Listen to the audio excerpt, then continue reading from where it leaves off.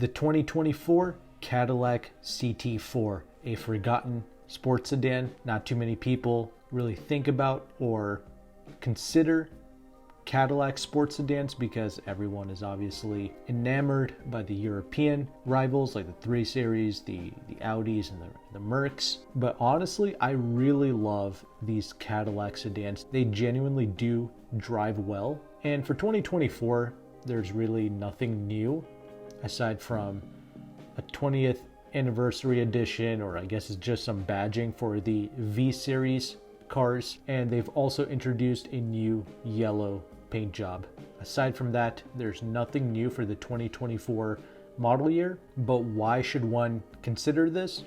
Well, first of all, it is different. Okay, you don't always see these Cadillac sports sedans running around. You typically see the 3 Series and some of those European cars more frequently. So this can stand out. And I already mentioned that it drives really well. And the power output of the various engines are pretty good. So let's walk through them. The base luxury trim is going to come with a 2-liter turbo 4-cylinder pushing out 237 horsepower and 258 pounds-feet of torque, and it's going to have an 8-speed automatic transmission. Then you can step up to the premium luxury, which will get a 2.7-liter turbo 4 making 310 horsepower and 350 pounds-feet of torque. And now we get a 10-speed automatic transmission. So those are some really decent power figures, especially that 350 pounds-feet of torque number. That's really strong. But keep in mind, the base engine with the premium luxury is still going to be that 2-liter 4-cylinder. You have to pay approximately an extra $5,000 to get the 2.7-liter turbo 4-cylinder with the premium luxury, but I do think it's worth it for that extra power. And when you decide to go with that premium luxury, you will get the 14-speaker Bose audio system and the navigation as well.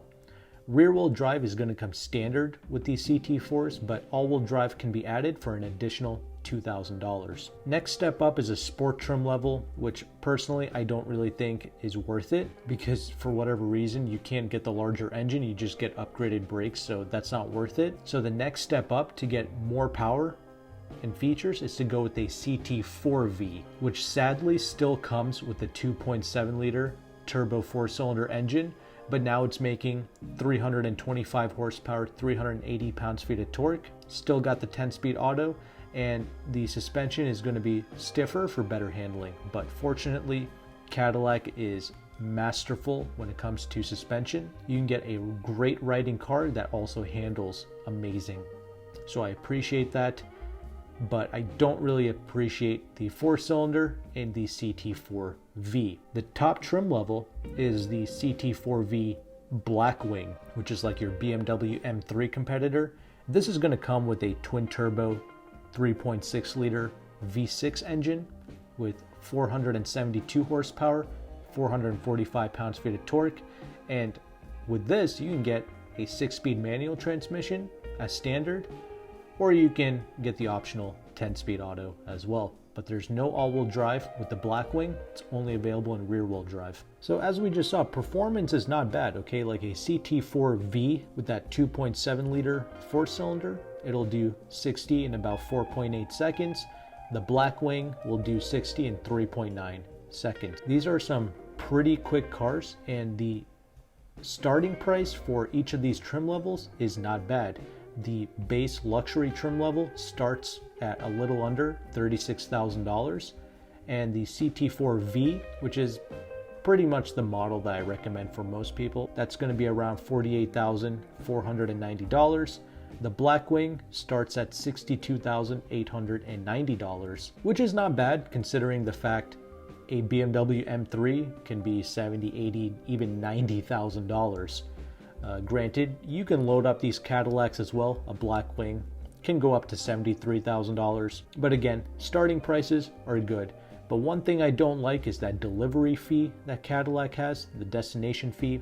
It's $1,395. All the prices I quoted include that destination fee, but that is really high, and I'm not a huge fan of that. That's the thing with a lot of these domestic brands. They really love price gouging a lot of their customers. They love to inflate these little fees and The dealerships themselves, I've noticed they love throwing in the nonsense like the nitrogen fee, the tint and all that stuff. They love price gouging. So just be very careful of that when you are dealing with these dealerships. But anyway, we saw that the starting prices are pretty good for what this is. I would say one of the biggest cons with the CT4 will be the interior space. It's really plain Jane, nothing exciting going on. The solidity isn't bad and the infotainment is good. I do like the GM infotainment, but the overall design and the layout is nothing special. 3 Series, the Audi products, Lexus IS, I mean, all these cars have much more interesting looking interior spaces. So I would say that's the biggest downfall of this CT4 Cadillac, but it is a sports sedan. I figured not too many people will care, especially if you're buying it for those sporting intentions. But if you're buying it for the luxury intentions, then you might not be so thrilled about driving a CT4 every day. But how's the value proposition of the Cadillac CT4? Well, I ran some numbers using AutoCompanion's free leasing calculator, which I will have linked in the description box. But when I ran the numbers on a CT4 Premium Luxury with the upgraded 2.7 liter 4-cylinder, a 0 money down 36-month lease was around $600 a month, assuming you have perfect credit. And that's not bad, but the CT4 V, around $51,000, goes for $638. And in both of these examples, I assumed a discount of 5% off. So when you're trying to negotiate with these Cadillacs, try to get between 5 and 10% off MSRP. If you can do better, great. But if not, I would at least try to get 5% off, because these Cadillacs do tank in value. Pretty much every luxury car does, but this is why it's imperative that you get the best price possible, negotiate a discount, and take advantage of all of the incentives. So there's a lot of little incentives that you can see on AutoCompanion's free leasing calculator. Do some more research, see what you can qualify for. I assumed about $1,500 in incentives in this example as well to pull off these numbers.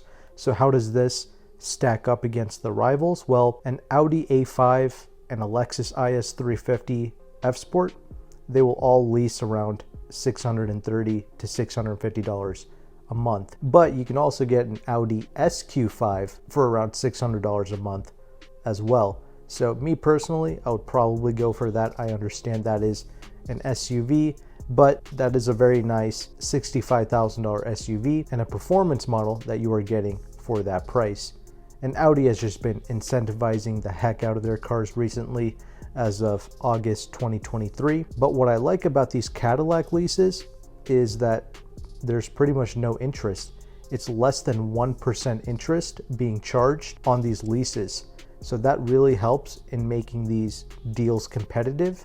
And if you're absolutely tied to a sedan, this is really something to look into with the CT4. So I'm going to leave this free leasing calculator in the description box so you can play around with it. And let me know in the comment section, are you an owner of this car? Have you recently bought one? What kind of deals and discounts were you able to get? And how has it been holding up for you? Do you still like the vehicle? I would like to hear your thoughts. But thanks again for watching. My next video will be on the end screen here. Click on it and I will see you there.